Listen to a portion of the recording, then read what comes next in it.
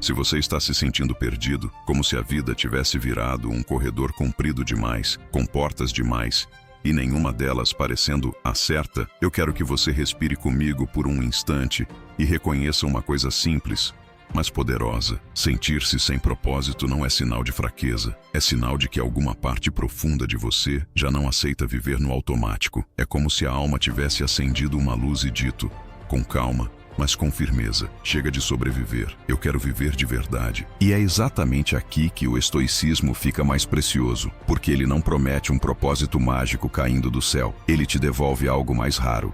O leme, ele te devolve o centro, ele te ensina a construir sentido por dentro, mesmo quando o mundo por fora parece confuso, barulhento, indiferente. Eu quero te guiar por 10 meditações estoicas como se fossem 10 portas internas. Não portas para fugir da vida, mas portas para voltar a ela com outra postura, com uma serenidade que não depende do humor do dia, da aprovação dos outros, do dinheiro, da saúde perfeita ou do quando tudo estiver resolvido. E para que isso seja real, não vamos tratar essas meditações como frases bonitas. Vamos tratá-las como exercícios, como uma forma de treinar a mente para parar de se perder e começar a se encontrar. A primeira meditação é a mais decisiva: separar o que é seu do que não é. Há um ponto em que a confusão vira desespero, e esse ponto costuma nascer de um erro silencioso. Você está tentando controlar aquilo que não foi colocado sob seu encargo. O estoicismo é direto. Existem coisas que pertencem ao nosso domínio interior, e existem coisas que pertencem ao mundo. É nosso o modo como julgamos, desejamos, recusamos, escolhemos e agimos. Não é nosso o corpo em todos os seus destinos. As posses, a reputação, a aprovação, cargos, perdas, mudanças e tudo o que não depende da nossa escolha. E a consequência é clara. Quando você chama de seu aquilo que é de fora, você vive inquieto, ofendido, desconfiado, como quem tenta segurar o vento com as mãos. Mas quando você chama de seu aquilo que realmente é seu, algo muda por dentro. Você volta a ter chão. Você já sentiu como é pesado carregar coisas que nem são suas? Pense sobre isso. A prática de hoje é simples e profunda. Crie 2 colunas invisíveis ao longo do seu dia. Isso é meu. E isso não é meu. E toda vez que a mente entrar em pânico, pergunte: isso está sob meu encargo? Se estiver, você age. Se não estiver, você solta. A segunda meditação é sobre o tempo, porque uma vida sem propósito costuma ser, no fundo, uma vida em que o tempo está sendo desperdiçado sem que a pessoa perceba. A sabedoria estoica lembra: não é que o tempo seja curto por natureza, é que muitas vezes nós o esbanjamos. E o que dói não é apenas envelhecer. O que dói é perceber que a vida foi sendo gasta em distrações, adiamentos, preocupações repetidas e promessas para um depois que nunca chega inteiro. E depois é um lugar perigoso, porque ele sempre pede mais uma condição, mais uma garantia, mais uma perfeição que não existe. Então, o exercício de hoje é: trate o seu dia como algo valioso, não como um rascunho infinito. Pergunte com honestidade: em que eu gasto as horas que recebo? Em discussões que não constroem? Em ruminações que não mudam o passado? Em distrações que anestesiam? Ou em um ato consciente, simples, mas alinhado com aquilo que eu respeito? O propósito não precisa nascer como um grande projeto. Ele pode começar como um bom uso de uma tarde. A terceira meditação é a arte de olhar para as impressões sem virar escravo delas. A mente cria imagens, interpretações e histórias o tempo todo. Ela transforma um silêncio em rejeição, uma demora em abandono, uma crítica em sentença, um erro em identidade. E aí você não vive no mundo.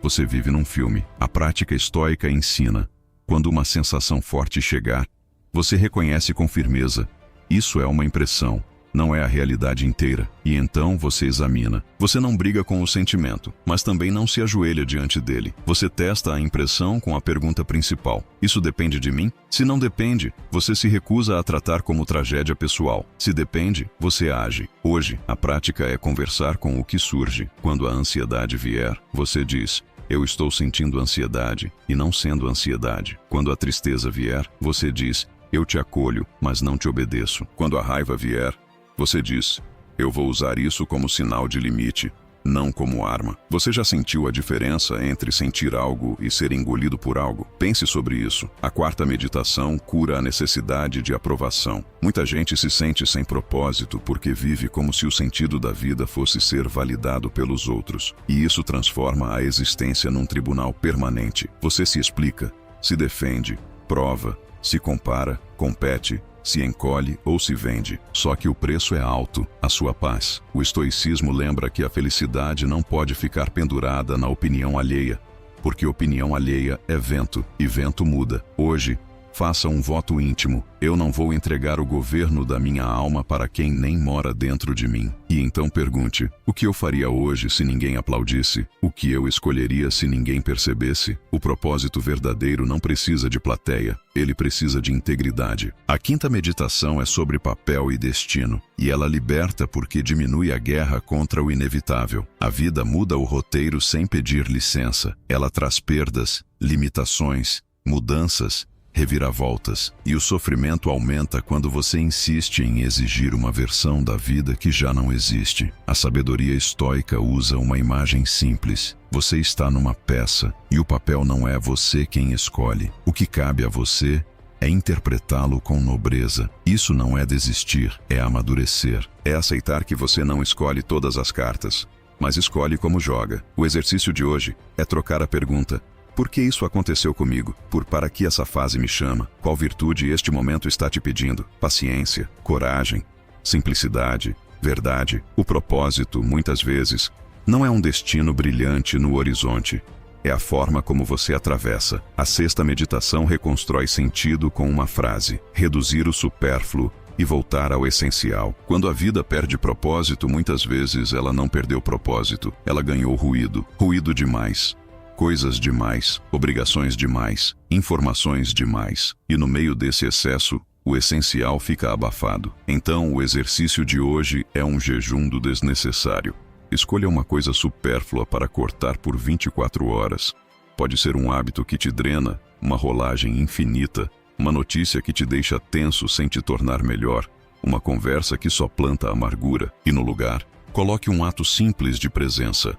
Caminhar com atenção, arrumar algo com calma, ler algo que eleva, cozinhar com cuidado, descansar sem culpa. O essencial tem uma assinatura. Ele te pacifica por dentro, mesmo quando dá trabalho. A sétima meditação é sobre humanidade e serviço. Quando alguém se sente sem propósito, é comum que se feche. E fechar-se parece proteção, mas vira prisão. O estoicismo lembra que nós somos feitos para a convivência, para a cooperação, para a comunidade. O vazio cresce quando tudo gira em torno do eu. Minhas dores, meus medos, minhas perdas, meus fracassos. O propósito renasce quando a vida volta a circular. A prática de hoje é perguntar: quem eu posso aliviar um pouco? Não precisa ser grandioso. Pode ser uma mensagem honesta, uma ajuda prática, uma presença respeitosa, uma gentileza silenciosa. Às vezes, você encontra a direção no instante em que deixa de procurar apenas o que eu ganho e começa a perguntar: o que eu ofereço? A oitava meditação é dignidade diante do inevitável. O estoicismo não nega a dor. Ele ensina que a dignidade pode coexistir com ela. E aqui existe um segredo que devolve propósito. Propósito não é ausência de sofrimento. Propósito é um tipo de firmeza que permanece mesmo quando a vida aperta. Você já viu pessoas que, mesmo feridas, continuam humanas? Que, mesmo decepcionadas, continuam justas? Que, mesmo cansadas, continuam honestas? Isso é propósito em ação. O exercício de hoje é treinar uma frase que reestrutura o coração. Eu não escolho tudo o que acontece, mas escolho como eu atravesso. Quando o incômodo inevitável vier, você não transforma em tragédia total. Você transforma em treino de caráter. E aos poucos, a vida volta a ter direção. A nona meditação é espiritual sem ser fantasiosa. Viver com reverência quando ninguém está vendo. Existe uma forma de fé que não depende de religião, e sim de consciência. É a lembrança de que, mesmo no quarto escuro, mesmo quando as portas estão fechadas, existe algo em você que observa, que sabe, que registra.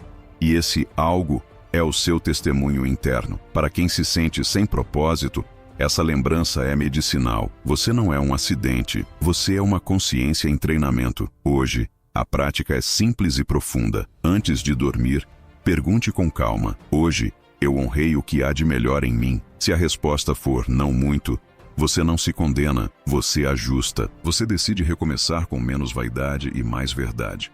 O propósito cresce no recomeço. A 10ª meditação é o clímax silencioso de todas as outras. O propósito não é algo que você encontra, é algo que você acende. Muita gente passa anos procurando sentido fora, num trabalho ideal, numa pessoa ideal, numa fase ideal, numa cidade ideal, num reconhecimento ideal. E, mesmo quando encontra, a sensação passa, porque o lado de dentro continua faminto. O estoicismo te devolve uma pergunta que muda tudo. Quem eu estou me tornando? Porque propósito, no sentido mais profundo, é tornar-se alguém. Alguém que age com justiça quando seria fácil ser amargo. Alguém que é moderado quando seria fácil exagerar. Alguém que é corajoso quando seria fácil desistir. Alguém que é simples quando seria fácil se perder no supérfluo. Alguém que é grato quando seria fácil reclamar. Alguém que é firme sem ser cruel. Alguém que é suave sem ser fraco. Agora, guarda essa imagem. Imagine que a sua vida é uma lamparina. Quando você se sente sem propósito, não é que a lamparina morreu, é que o vento está forte e você está tentando acendê-la com as janelas abertas. Essas 10 meditações são 10 gestos de fechar as janelas certas e proteger a chama, separar o que é seu do que não é, para parar de desperdiçar energia, honrar o tempo, para parar de adiar a vida, examinar as impressões, para parar de virar refém da mente, soltar a aprovação, para recuperar a liberdade, aceitar o papel, para agir com dignidade, cortar o supérfluo, para voltar ao essencial, servir ao humano, para dissolver o vazio, abraçar o inevitável, para amadurecer, viver com reverência, para lembrar que você não está sozinho no escuro. E por fim, acender o propósito como caráter, porque caráter é a forma mais estável de sentido. Você já sentiu mesmo que por alguns segundos, aquela paz estranha que aparece quando você decide ser inteiro, quando você decide que não vai mais se trair para caber, quando você decide que o dia de hoje merece presença? É disso que estamos falando. O mundo pode não mudar de imediato, as contas podem continuar chegando, as notícias podem continuar barulhentas, as pessoas podem continuar falhas, mas há uma mudança que ninguém pode impedir quando você decide, a mudança de direção interna. Então eu te deixo com um compromisso simples, mas transformador. Hoje, escolha uma única coisa que depende de você e faça bem. Um gesto, uma decisão, uma conversa, uma tarefa, um cuidado com o corpo, um pedido de perdão, um limite, uma pequena disciplina. Não porque isso vai resolver a vida, mas porque isso vai recolocar você no eixo. E quando você repete isso amanhã e depois de amanhã, o que nasce não é apenas produtividade. O que nasce é sentido. O propósito, no fim, é a soma invisível das escolhas alinhadas, e a vida que parecia um labirinto começa a parecer uma estrada, não porque você descobriu todas as respostas, mas porque você recuperou a pergunta certa: o que é meu fazer agora?